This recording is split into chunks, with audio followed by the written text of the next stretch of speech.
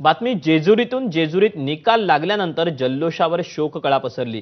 खंडोबा गडाच्या पहिल्या पायरीवर भाविक आणि कार्यकर्त्यांनी भंडारा अर्पण करताना अचानक भीषण भडका उडून 16 जण गंभीर भाजले।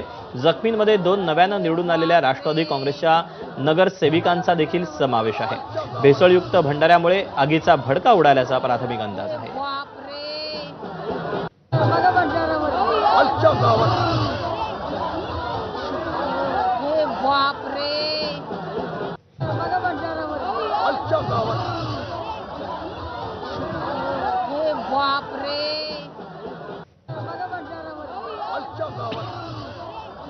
मला निरोप आला, त्यांना आपण दवाखान्यामध्ये ॲडमिट केलेलं आहे।